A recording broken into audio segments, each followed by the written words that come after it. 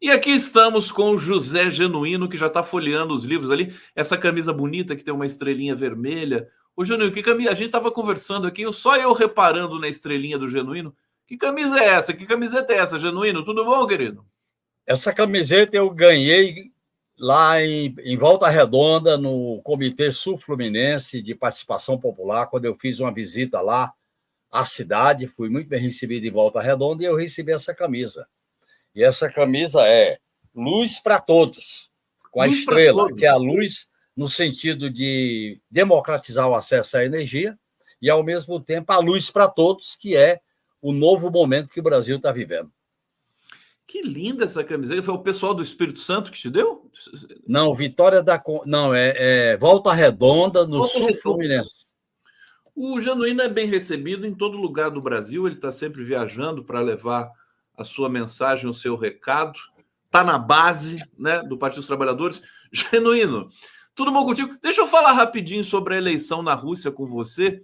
É impressionante, né, a vitória do Putin.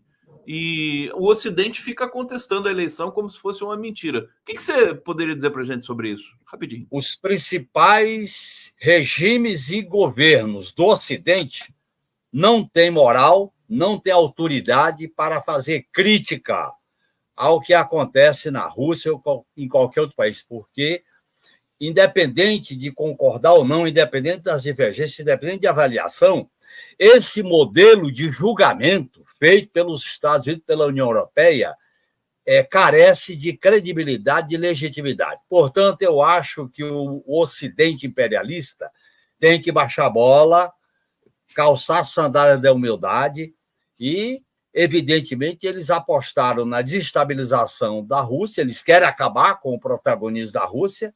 Eu tenho minhas divergências em relação ao regime político do Putin. Lá não é mais uma experiência socialista, lamentavelmente.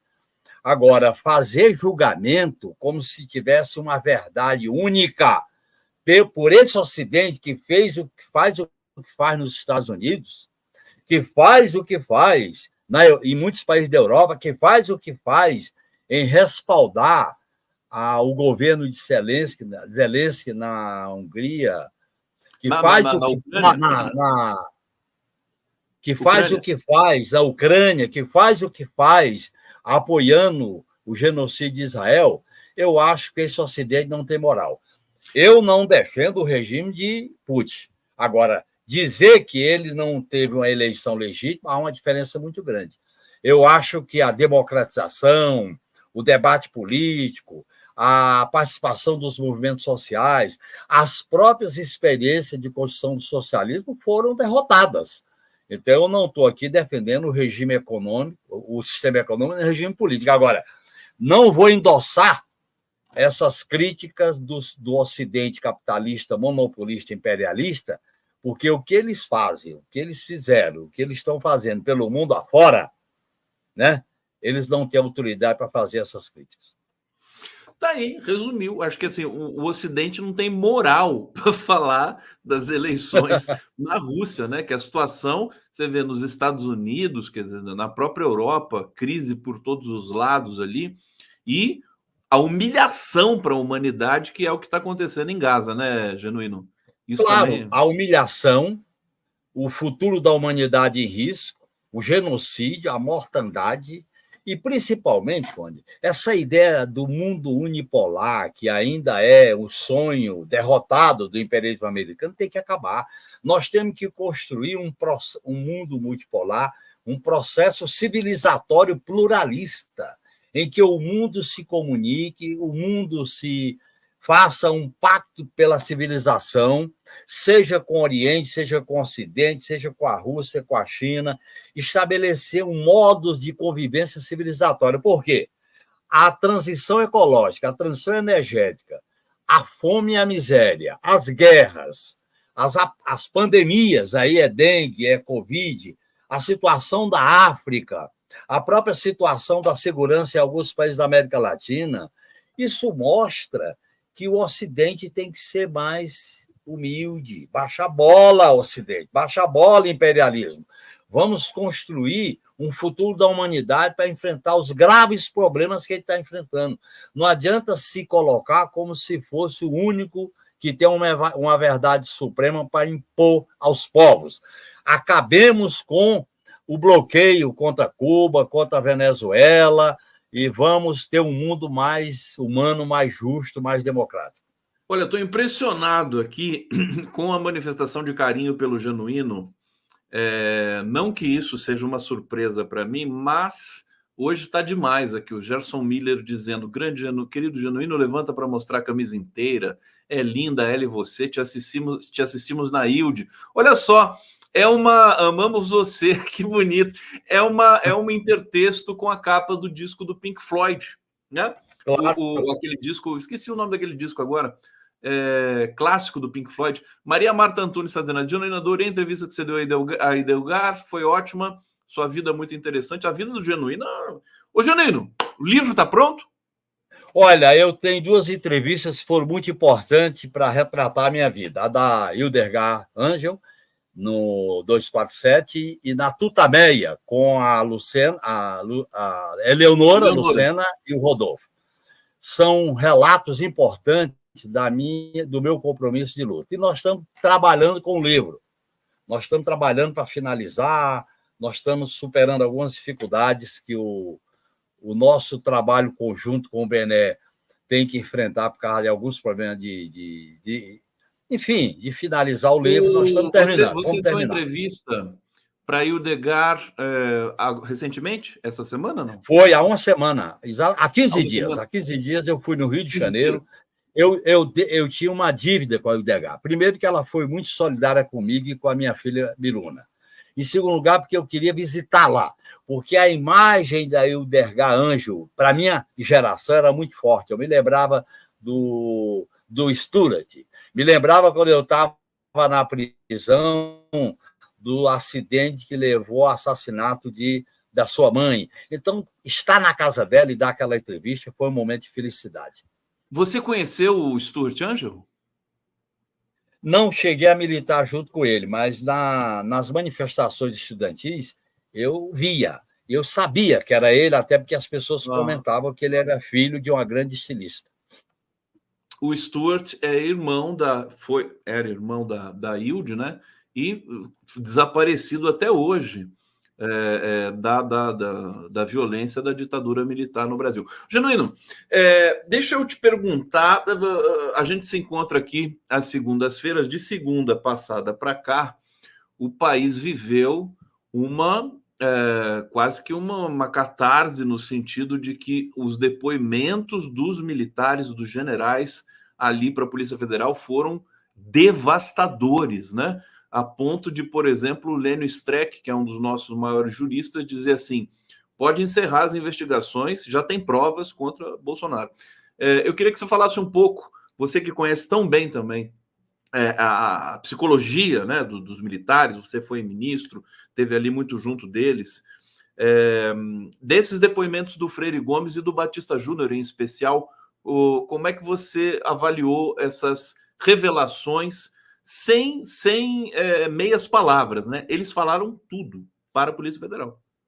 São revelações fortes, contundentes, e colocam o Bolsonaro no banco dos réus. Em segundo lugar, eu acho que mostra que a trama golpista ela foi um processo que se desenvolveu durante todo o governo do inelegível Bolsonaro, principalmente a partir de 7 de setembro de 21 e de 7 de setembro de 22. E o processo que foi afunilando para os acampamentos, para o 12 de dezembro, quando o Lula foi diplomado, para aquele carro no aeroporto e até chegar no vandalismo de 8 de janeiro. Agora, este processo, portanto, está muito claro nos depoimentos, são depoimentos importantes. Agora, é necessário responder algumas questões que eu acho importante.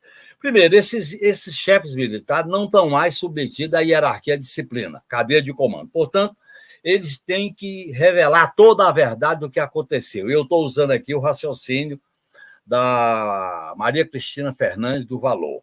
Eu acho que é necessário deixar tudo às claras. Por exemplo, a nota do dia 11 de dezembro. O que foi aquela nota assinada pelos comandantes? 2. Por que que os acampamentos foram mantidos e não adianta colocar a responsabilidade na AGU? Porque acampamento estava se dando em área sob o controle administrativo do Exército Brasileiro. 3, que é muito importante, entre o dia 1º e o dia 8, portanto, uma semana, por que que aqueles acampamentos não foram desmontados na medida em que não tinha mais o comandante supremo Bolsonaro? Você tinha um novo governo. E, em quarto lugar, eu acho que esses chefes militares estão contribuindo bem. Considerando a lambança, considerando a desmoralização, considerando que as Forças Armadas praticaram uma grande aventura, que foi desde a eleição do inelegível Bolsonaro, Vilas Boas, o alto comando do Exército, 2 generais no gabinete do Toffoli, os Twitter, e a quantidade de general que tinha lá no governo, inclusive Pazuello e companhia, eu acho, viu, Conde, que as Forças Armadas brasileiras têm que dar a volta nessa história. Primeiro ponto, tem que pedir uma reparação à sociedade brasileira, um pedido de desculpa diante da tragédia que quase levava o país, quase, por um triz. E também é necessário a gente levar em conta que tinha 3 correntes ali. Tinha os golpistas, juramentados, que estão revelados, tinha os que estavam pagando para ver, vamos ver para onde a coisa caminha, e tinha os que eram contra. E é claro que um golpe num país como o tamanho do Brasil depende de fatores externos e internos, da mobilização popular, da unidade da classe dominante e o próprio papel da mídia. Bem diferente do que mais ou menos como o que aconteceu em 64, que é bom lembrar depois de 60 anos. Então, eu acho que é necessário também a gente processar reformas estruturais nas Forças Armadas. Conde, como é que a gente passa pela transição? Como é que a gente passa pela Constituinte? Como é que a gente passa pela Nova República e 3 governos do PT, com a Dilma 1, e as Forças Armadas continuaram com essa concepção autoritária de guerra interna, de cuidar do povo como inimigo. Isso tem que acabar, isso tem que ser produto de uma grande reformulação. Ô, Genuíno, e eu acho que seria tão simples para as Forças Armadas pedirem desculpas, né, por esse amontoado de confusões e ilegalidades que eles praticaram. E ele seria tão simples, né, para a imagem. Eles estão querendo que a imagem deles melhore, né? Inclusive Claro. a conversa que parece que eles têm com o Lula o tempo todo, e o Lula tá em graças com as Forças Armadas. Hein? Você percebe isso? Eles só elogiam o Lula. Está em graça com as Forças Armadas, mas o Lula, com essa posição sobre 64, 60 anos de 64, não está bem Não tá bem. com parte da opinião pública democrática. Mas você não, eu senti uma pitada de estratégia nessa posição do Lula, justamente para essa questão que está em curso aí com as forças. Mas voltando só rapidinho, eu quero ir no bate-papo aqui. É tão simples, né? Seria tão simples. Por que não se convence? Mas é isso, Conde, não é simples, porque isso envolve uma questão de doutrina e de concepção. 8 de janeiro tem a ver com 2016. 2016, que foi o respaldo para o golpe parlamentar contra Dilma, tem a ver com 64. Tem a ver com 64. Porque essa concepção de tutela, de monopólio da verdade, de monopólio do patriotismo, como se fossem donas do Estado, considerando o povo subalterno, considerando a esquerda como inimiga, esta visão antidemocrática que está na formação da doutrina militar, a falta de uma política pública de defesa que situe o Brasil no mundo de outra maneira, isso é uma doutrina que precisa ser profundamente modificada e alterada. E eu acho que o governo Lula, na área da defesa, está conciliando demais com o papel desempenhado pelo ministro José Múcio.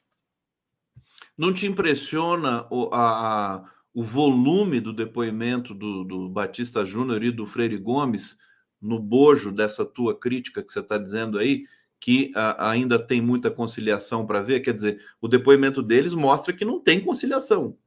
Claro, mas é necessário. O depoimento é tão forte que mostra que a necessidade de reformas é imprescindível. Como é que acontecia aquilo no alto comando, o Conde? o comandante militar do Exército deu posse ao comandante do Exército antes do Lula tomar posse, porque ele não queria dar posse da presença do Lula. O comandante da Marinha, idem.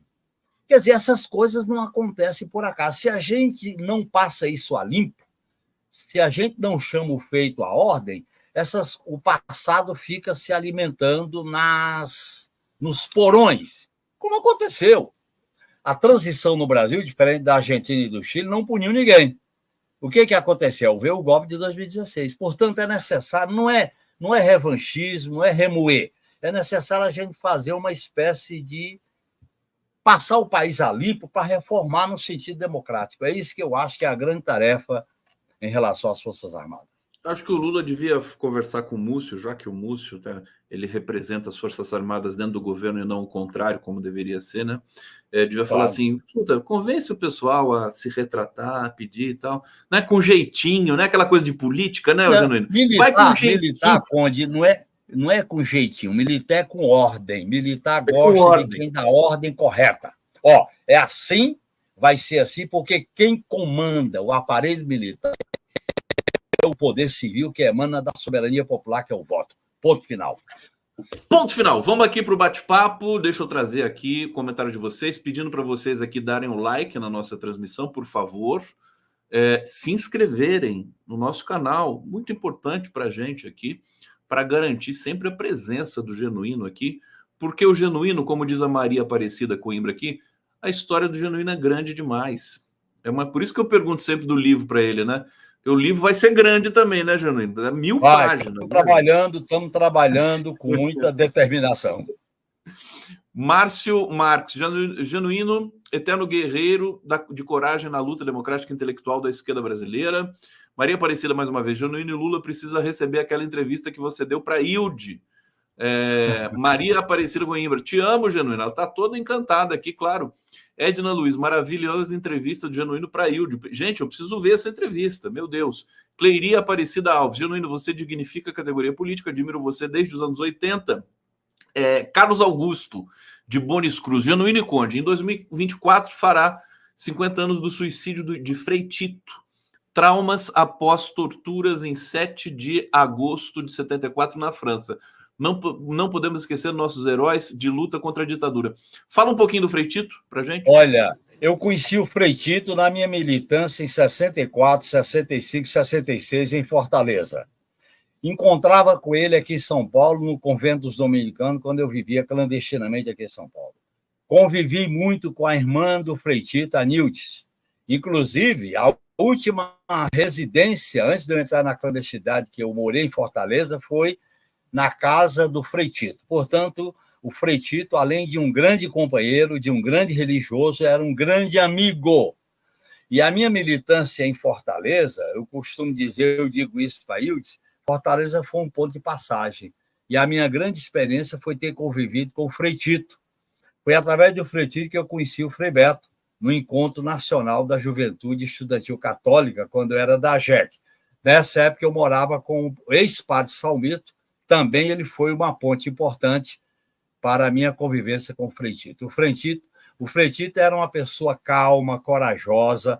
Inclusive, quando eu morava aqui em São Paulo clandestinamente, quando eu estava com fome, porque não tinha onde eu comer, faltava dinheiro, eu ia lá nos Dominicanos, ali na Calbi, ou na hora do almoço, ou na hora da janta, ele me chamava para sentar na mesa com os frades para comer, aí eu tirava a barriga da miséria. Ô, Genuíno, por muito pouco você não virou um padre, não foi não, Genuíno? Porque sua amizade... Porque eu morei com o padre, dessa morada com o padre eu fiquei 4 anos, depois eu fui para Fortaleza, aí Fortaleza abriu as portas do mundo para mim. Mas eu sempre tive uma relação de muito respeito, apesar de não ser religioso, com todas as religiões, em particular com a religião católica. Inclusive, quando eu convivi com o Dom Paulo, aqui em São Paulo, quando eu estava preso, o Dom Aloysio Loscheider, quando eu conheci o Helder Câmara, através do padre Salmito, lá em Recife, quando eu visitava todo o Nordeste, na época do método Paulo Freire, portanto, foi um período de efervescência muito positiva. Por isso que o golpe de 64, que está fazendo 60 anos, quebrou essa trajetória. Quebrou, passou um corte, uma espécie de bisturi, e o país até hoje está se debatendo com o seu futuro. Vamos seguir aqui no bate-papo. O Rômulo Galo está dizendo: Genuíno será mesmo candidato a vereador em São Paulo? Eu não estou sabendo disso, não. E aí, Genuíno? Não, eu não sou candidato a vereador e nem pretendo voltar a disputar a eleição. Eu sou político, sou petista, sou militante de esquerda, sou socialista e trabalho na base. Dou aula, dou curso, ajudo os candidatos, as candidatas, como eu fiz sábado, quando eu fiquei a manhã inteira lá no Fórum Zona Leste, no trabalho feito pelo ex e grande padre Ticão, que mantém vivo até hoje. Eu fiquei a manhã inteira lá discutindo política com eles. Eu gosto desse trabalho de base, entendeu? Maravilha, eu vou com as ideias, eu vou com a experiência, e não para pedir voto. Perfeitamente. É um outro papel que é um papel absolutamente imprescindível também para a cena brasileira, por mais pessoas como o Genuíno, que não pleiteiam cargos públicos, mas que participam do debate público com essa intensidade. Celso Trancoso Clemente está dizendo aqui: por que os super sticks não estão ordenados dos valores maiores para os menores? Gente, não sei, querido. Isso aqui é uma coisa do YouTube, que não estou sabendo como é que está essa organização aqui. Rosemary Sartori Potker, orgulho de ser contemporânea de gente como Genuíno. Obrigado pelo carinho aqui, pela contribuição que vocês estão dando para o nosso programa, para o 11 News aqui. Genuíno, a gente sabe, vamos falar um pouco da questão do presidente Lula, popularidade e tal. A coisa que mais mobiliza o presidente Lula é a possibilidade do trabalhador se alimentar, né, ter uma vida digna, combater a fome. Nós vimos aí o dado que 13 milhões de pessoas já saíram daquele recorte ali de fome que vinha vindo do governo Bolsonaro e tudo mais. E você acha que faltou alguma informação no sentido da inflação dos alimentos, que parece que é o que pegou realmente? Todo mundo que eu ouço aqui passa por aqui e fala assim: olha, você vai fazer a feira, realmente você toma um susto, e aí é o governo que vai responder por isso. Eu defendo que o governo Lula tem que dar certo. Tem que dar certo porque a razão de ser dele é um projeto de reconstrução, e eu acrescento, de transformação. Eu assisti o pronunciamento do presidente Lula hoje pela manhã e do ministro da Casa Civil antes de entrar aqui nesse programa. Eu acho que o presidente Lula focalizou na questão democrática como centro da construção do seu governo. Isso é positivo. Agora, é necessário reformas democratizantes. Umas eu já falei que é as Forças Armadas, a outra é a segurança pública e a outra é uma reforma política eleitoral do Congresso. Eu acho que o governo do presidente Lula é um todo. Não é um problema só do preço dos alimentos. Eu acho que vários fatores acabam contribuindo, ao lado da disputa que se dá com a grande mídia e com os formadores de opinião, para, vamos dizer assim, encantoar o governo Lula. Eu acho que o governo Lula tem que entrar numa linha de disputa, de maior enfrentamento, de maior polarização. Isso quer dizer polarizar para divulgar o que a gente está fazendo de bem, explicar quando a gente enfrenta dificuldades. Terceiro, marcar posição para enfrentar os adversários, como o inelegível Bolsonaro, que fez do 25 de fevereiro um grande momento de articulação da extrema-direita. Em quarto lugar, inovar. Tem coisas que têm que ser resolvidas de maneira mais contundente. O novo ensino médio para revogar, essas escolas cívico-militar têm que revogar o decreto, a questão do projeto sobre aplicativo, de trabalhadores de aplicativo, é necessário atingir o pessoal das duas rodas, é necessário a gente melhorar o atendimento na área da saúde por causa do risco da epidemia de dengue. Esses contrapontos aí que estão acontecendo, eventos climáticos, é necessário o governo ter um time de pronta resposta. E eu acho, Conde, que todo o debate que tem que ser feito pela Câmara, pelo Senado, e na sociedade não pode só depender do Lula. Ele tem que ter um time coeso que faça o embate quando ele faz o enfrentamento correto, como foi quando ele se solidarizou com o povo palestino. Perfeitamente. Genuíno, você acha que o Donald Trump, candidato nos Estados Unidos, tem dado declarações fortes, no sentido de ameaçadoras, né? Ele disse que se ele não vencer as eleições, pode haver um banho de sangue nos Estados Unidos. A gente tem acompanhado isso, que pode ser a extrema-direita brasileira está esperando um pouco esse resultado nos Estados Unidos para ver para onde ela vai. Qual a sua avaliação com relação a essa questão? A extrema-direita trabalha com o medo do medo, com o caos, com a mentira e com a política, como diz uma amiga minha, Maria Carlotto, radioativa. Eles procuram irradiar medo, contaminar, criar o caos. Eles trabalham com isso, eles querem destruir. É a destruição aniquiladora. Então, eles propagam medo, eles propagam o terror, eles propagam o pior dos mundos. E aí nós temos que fazer um enfrentamento nas ideias, enfrentamento com programas, enfrentamento contra essas ameaças. Eu acho que a extrema-direita é a nossa principal adversária nesse período histórico. Agora, a extrema-direita, quando ela é produto do modelo neoliberal de financiarização, de privatizações, de eliminação de direitos, nós temos que combater esse modelo também. Por outro lado, nós temos que melhorar a vida das pessoas para tirar as pessoas da ilusão no lema Deus, Pátria, Família e Propriedade. Nós temos que fazer esse debate. Aliás, é bom lembrar esse lema que há 60 anos, exatamente há 60 anos, no dia de amanhã, vai ser lembrada a famosa Marcha com Deus pela Liberdade. Marcha com Deus para a Família pela Liberdade, 64, Conde. Amanhã vai fazer 60 anos.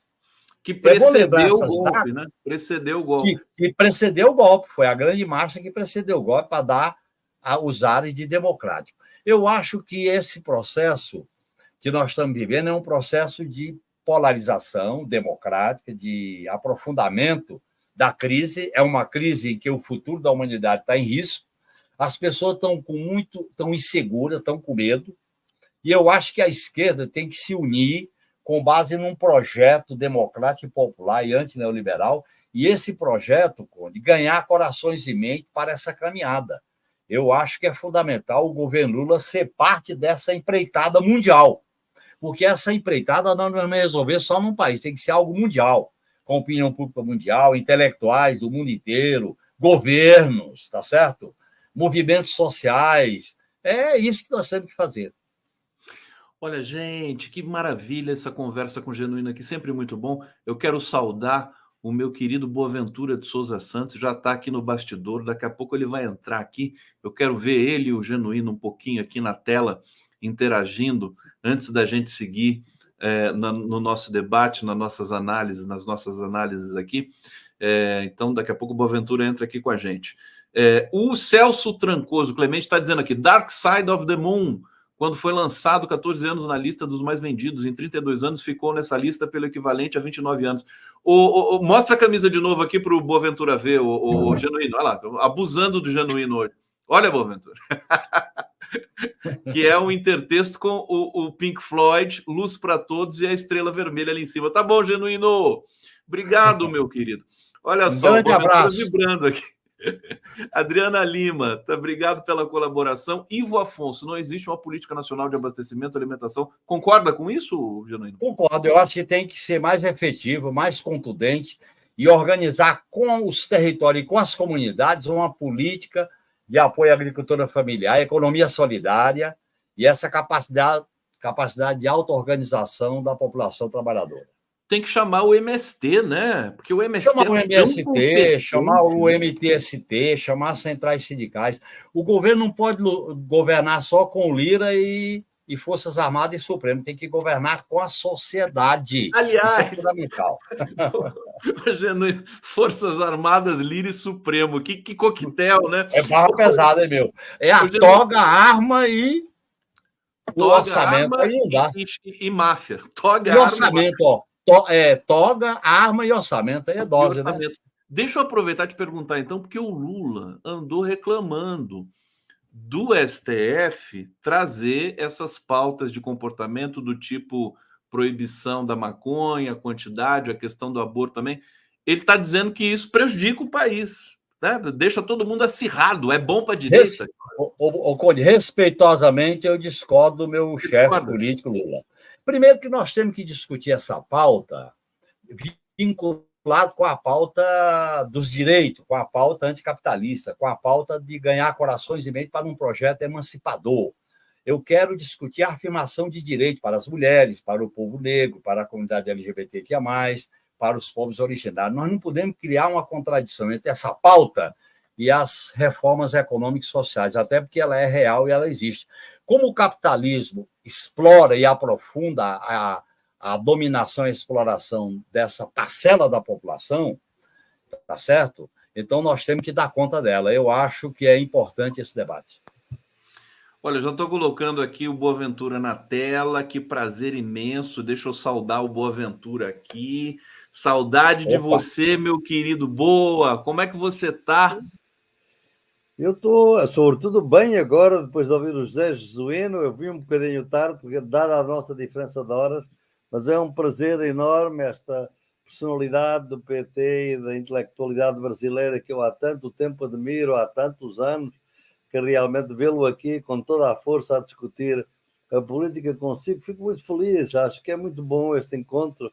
José Genuíno, um grande abraço aqui de Portugal para si e uma alegria Um grande enorme. abraço, Boaventura. Eu sou um leitor dos seus livros, tenho lido, acompanho os seus artigos, e um grande abraço, porque você tem feito um debate sobre a situação internacional muito lúcido, muito interessante, para que a gente possa fazer uma espécie de frente internacional por direitos, pela democracia, contra o colonialismo, pela paz, que eu acho que a humanidade está correndo sério risco. E você coloca luz nessas encruzilhadas. Um grande abraço, Boaventura de Souza. Eu fiquei arrepiado aqui com a fala do Genuíno. O Boaventura, um dos maiores pensadores da atualidade, já há muito tempo. E o Genuíno falou, não, leia os seus livros. Eu ia até brincar assim, quem não lê os livros do Boaventura? Porque é um dos autores mais lidos nas faculdades de ciências humanas no mundo inteiro. Eu achei que vocês se conheciam pessoalmente. Vocês se conhecem pessoalmente? Eu penso que eu já acho que já estivemos juntos no Fórum Social Mundial. No Fórum Social Mundial em Porto Alegre. Em Porto Alegre, sem dúvida. Aí estivemos muitas vezes. Claro, é no meio daquela barafunda toda, etc. Mas aí estivemos. Lembro muito bem disso. Olha lá, o Genuíno acho que foi pegar um livro teu para mostrar aqui, quer ver? Ó, Boaventura, olha aqui, Boaventura. Esse aqui, A Difícil Democracia. Opa! Que olha só. Este aqui, Boaventura. Ó, este aqui. As Bifurcações da Ordem. Muito interessante. Opa, viu? Que maravilha! Que nem o Boaventura tem mais esse livro. Olha só, tá tudo guardadinho ali no cantinho do Boaventura, né, ô Genuíno? O Boaventura tem muito livro. Tem muito livro. Ô, Genuíno, vou dar a deixa para você, para liberar você, inclusive, para você partir aí para suas atividades tão intensas nesse momento. Vou ficar com o Boaventura aqui e peço para você fazer deixar uma mensagem para a gente aqui. Olha, a minha mensagem é de otimismo, apesar dos impasses que nós estamos vivendo. A esquerda só se viabilizará quando ela for portadora de um projeto de futuro, de um projeto emancipador. Nós não podemos ficar prisioneiros à correlação de força nem à impossibilidade.